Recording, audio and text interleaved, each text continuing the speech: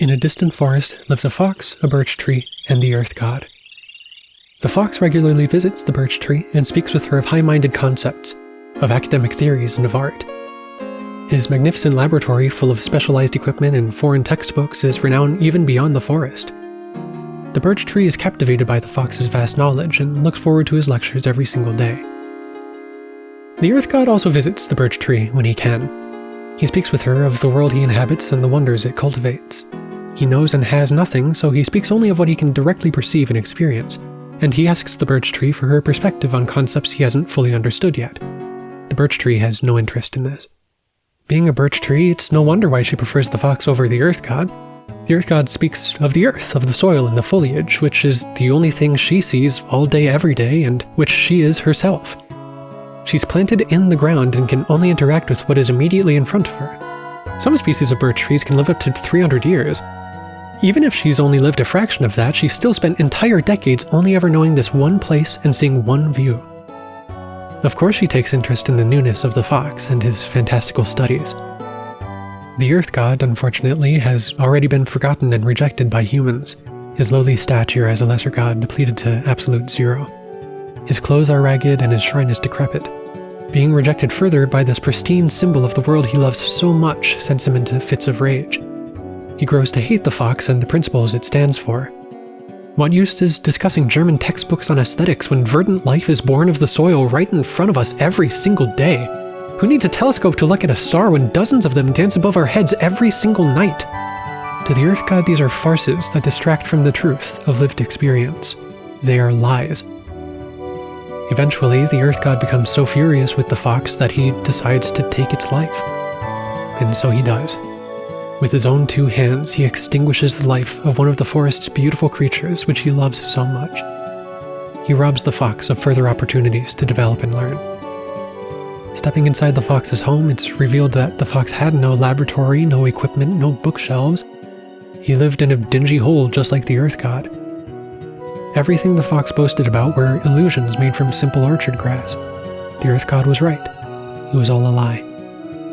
Well, mostly. The concepts the fox spoke of were based in truth. They are fields of study that do exist, and researchers work tirelessly on them. These studies are born of a desire to understand and appreciate the world more intimately than simple observation can achieve alone. They're based in truth and founded in love. And this is where the fox went wrong. The fox didn't utilize these concepts to deepen his understanding of the world he inhabits. He did so for his own benefit, to make himself seem more knowledgeable, more impressive, and therefore more correct than anybody else.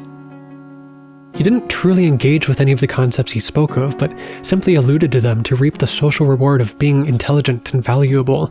He used the world and distorted it to be about him. These distortions went on to alter the birch tree's perspective of the world, which she not only allowed but actively encouraged. The birch tree trusted the fox to experience and to live so that she may experience and live vicariously through him, and the life he lived for her was a lie. She began to love these lies so much that she rejected the truths they came from. This is what drove the earth god to such madness. The birch tree, still planted in the ground as she will be for the rest of her life, wonders when the fox will visit her again. She is incapable of simply turning around and seeing his lifeless body laying just a few feet away. This is my favorite chapter in one of my favorite video games, and I've spoiled its events and enforced my own interpretation on them before a majority of the audience even knows what the game is. This is Ietov Monogatari, and it's an adaptation of several short fiction stories by the beloved Japanese author Kenji Miyazawa. This story in particular, Tsuchigami to Kitsune, was published in 1934, a year after Miyazawa had already passed. Ietov Monogatari adapted the work in 1993, nearly 60 years later. Now here I am making this video essay in 2024, 30 years after the game's release and 90 years after the story was originally published. This is 3 levels of abstraction. Miyazawa's understanding of the world presented through a fictional story, adapted by the developers at Hector Playing Interface and now filtered through me to express my own ideas. The original story actually has quite meaningful differences which would certainly influence someone's interpretation to be different from mine. I'm not going to speak on those differences.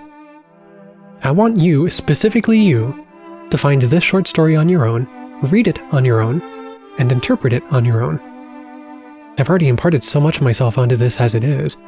I'm ashamed that some amount of people will now play Ietov Monogatari, reach my favorite chapter, and experience it pre-digested by somebody else, rather than allowing it to belong to them.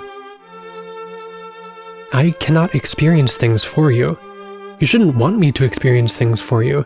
The point of experiences is to experience them. I can offer my own insights and perspectives, but I cannot form your perspective for you. Nobody can.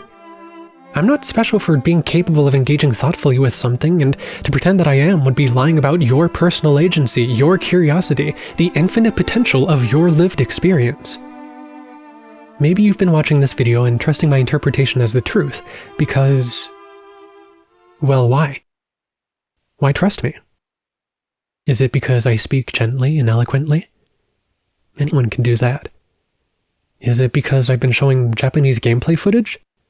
That must mean I've engaged more directly with the game than someone else may be able to. If this is the reason why you trusted me, I have to admit it's a lie. An intentional lie to make me seem more knowledgeable, more impressive, and therefore more correct. I did record this footage myself on real hardware, but only after playing the excellent fan translation and meticulously recreating my playthrough. 4 levels of abstraction. The fox was killed only for 1. All I have is orchard grass grown by talented fan translators. Orchard grass that anyone can get for themselves and create their own experiences with. Everyone can do this, and everyone should do this. Everyone has valuable perspectives to cultivate and share. Everyone is smart. Do not let anyone else think for you. Do not let anyone else live for you. It's all a lie. Kill the fox.